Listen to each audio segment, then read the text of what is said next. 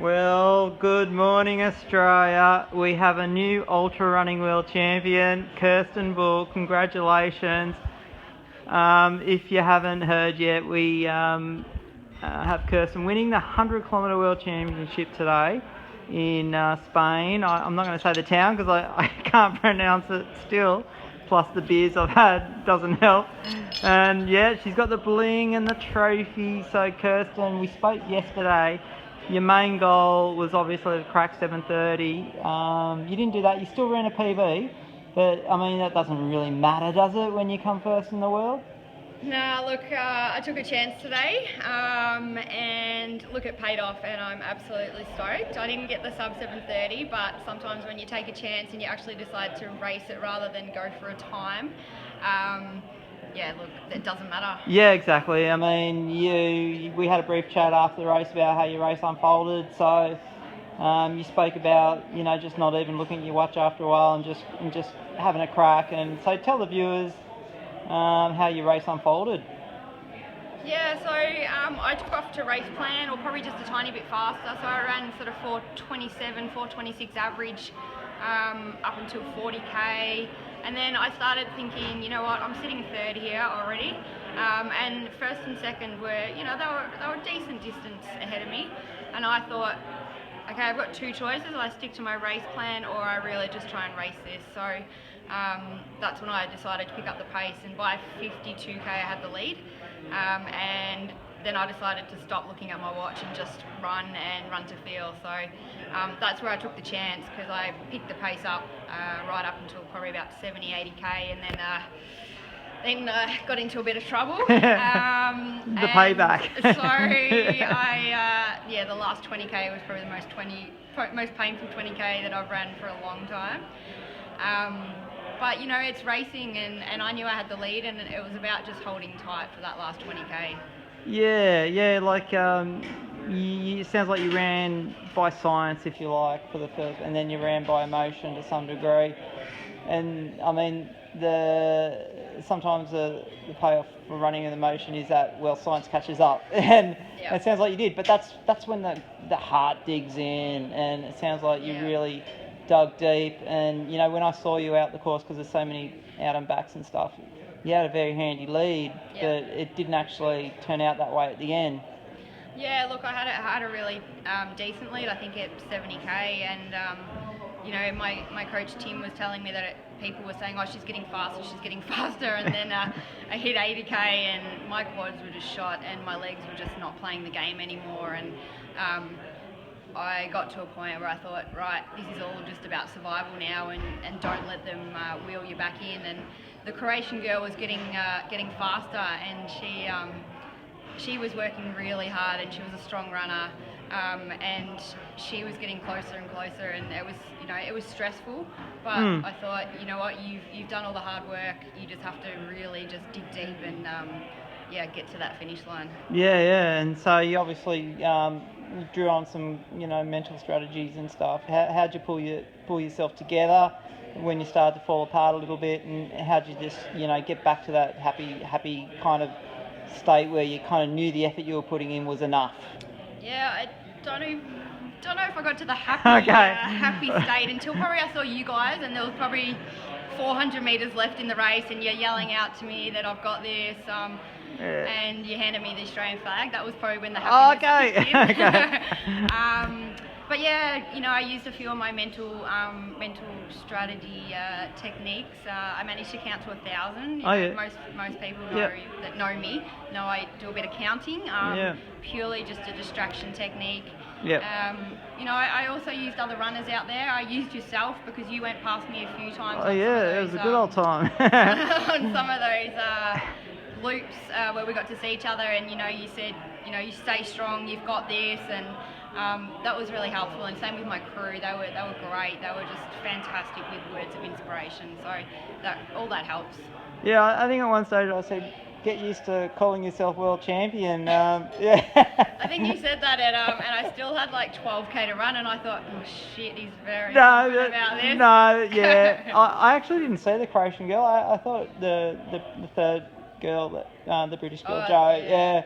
to me, she was in second place. So yeah, no, the Croatian girl was was really wheeling me in those last few Ks, but then she actually said the last 3K of her race she was just done. So you know, every runner probably hopes that the other runners are feeling as much pain as they are when it gets to 90 plus K, and yeah, you know, talking to her after the race, she said she was as well. So, you know, it's racing, and you know, if I look back, would I have done it differently?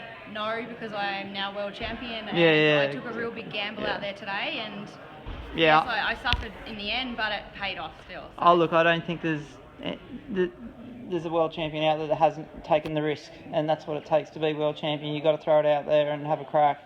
Have you downloaded your Garmin data yet, or your watch no, data? I haven't. No, I'm a bit scared to look at it because I know probably between 50 to 70k, there's going to be some fast Ks in there, and I'll look at it and go, "You idiot." Look, no, that was But you did what you did, and that was the winning. It was, and you know, I also think the course wasn't.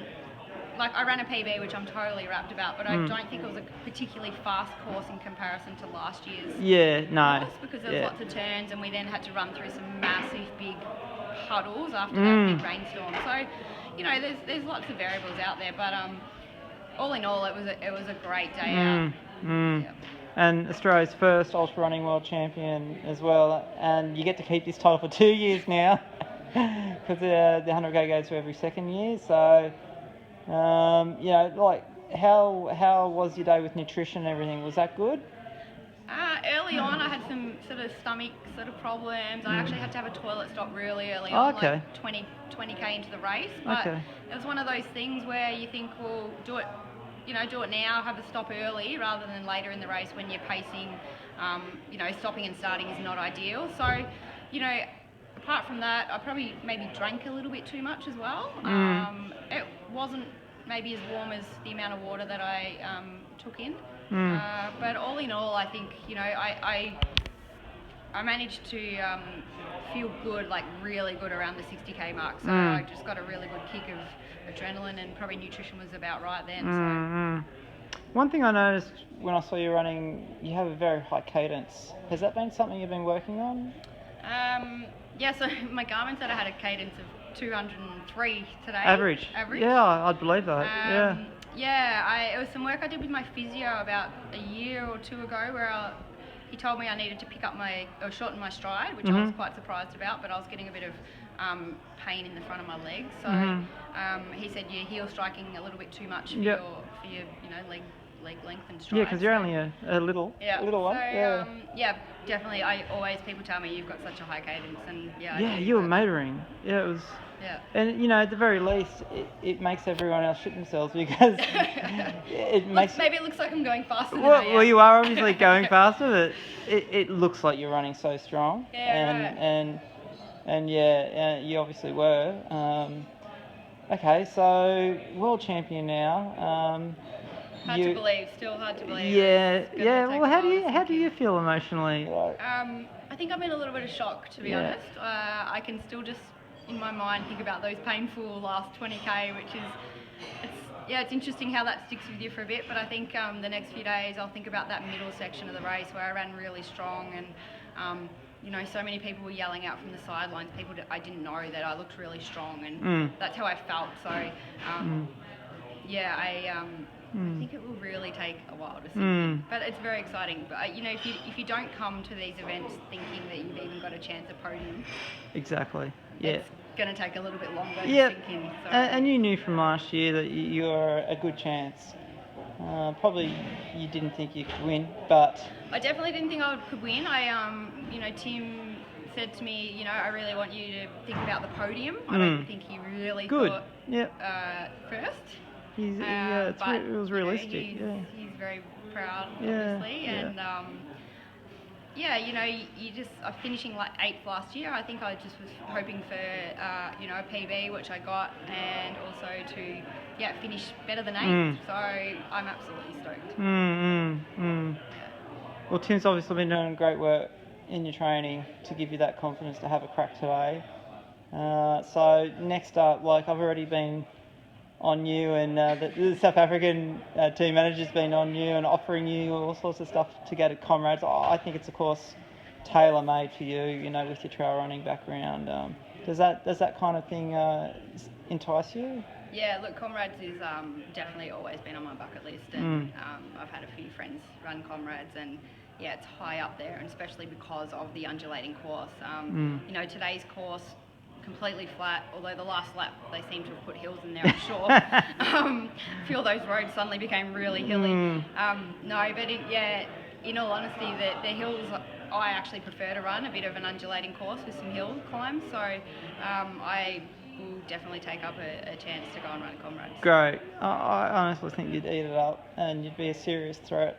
You know, you're looking at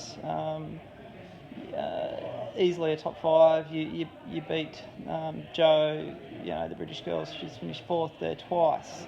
Yeah, just right. as a little bit of indication of where you're at in terms of Comrades. And you know, you're strong on the hills, and yeah.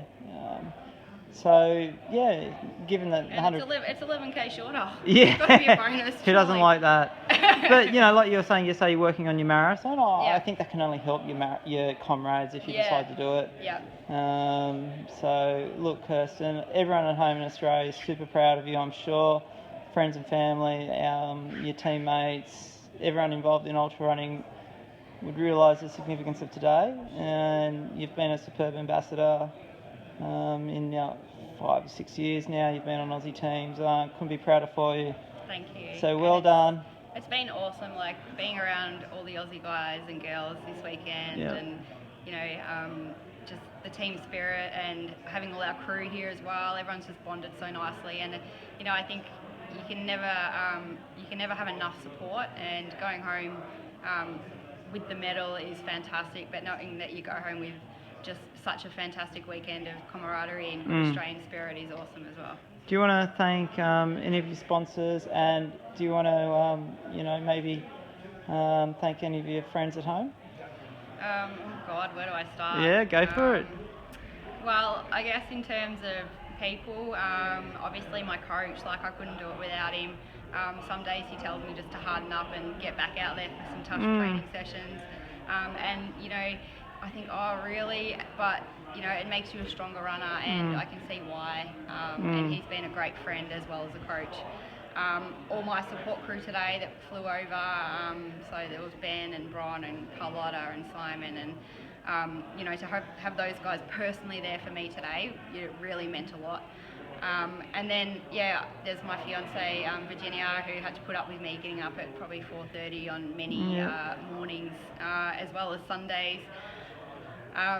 Yeah, it's, you know, I can't thank her enough. And then, you know, obviously my family and friends and my parents and close friends who understand when I used to have to say, sorry, I'm not coming for dinner because I need to go to bed. So, you know, it's just a big network of people, which is fantastic.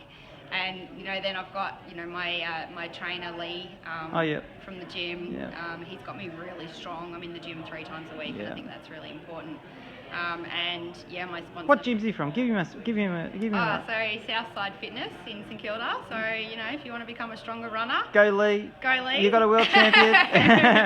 He makes you do some crazy stuff, and pretty much till you can't walk out of the gym. But you know, makes your legs really strong, makes your whole body strong.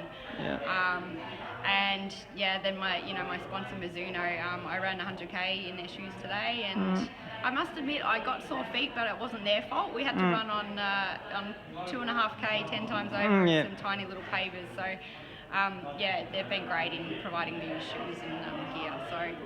So how many shoes they give you a year? They give me an allowance in dollars. All right. Well, I think they've got to triple that now. So I can purchase shoes, and I must say I've gone through a lot of pair of shoes in this training campaign. So. Mizuno Australia. Yeah. Triple the amount now. And then I must just mention the guys at Pro Sport. They've been fantastic. They've got an altitude chamber. And Yeah, I did sessions in there twice a week. It was hot, and yeah, obviously you're running in altitude. And obviously that's doubling up. You know, benefiting, you're getting a bit of heat training as well. Yeah. So they were very generous in allowing me to use their chamber.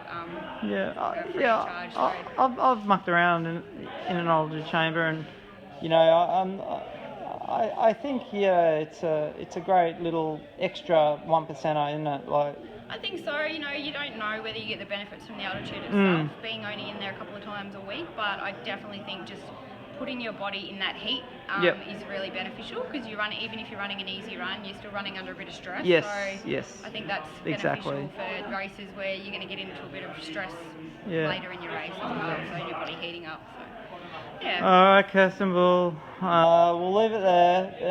Thanks, Brandon. You're a champion, and I can be prouder for you. And everyone back home, make sure you flooded Kirstin's Facebook page. I haven't even looked yet. I'm a bit scared to look, actually, because Tim's already warned me. He goes, "Have you been on Facebook?" And I'm like, not yet. So, yeah. And but, look forward to seeing what happens next year. Perhaps the Comrades, if you decide. Because if you go, I'll go. I've already said to Brendan, for those of you listening to this interview, that I will tell the Comrades people I need to take a friend. Yeah, great. Oh, well, yeah. Thanks again, Brendan. Oh, you're most welcome, Kirstin, and we'll hear from you again. Thank you. See ya. See ya.